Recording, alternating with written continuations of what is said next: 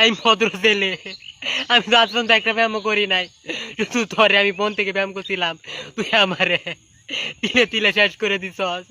আমার জীবনটা তুই ধ্বংস বানাই আনছস, আমার জীবনটা তুই নষ্ট বানাই আনছস।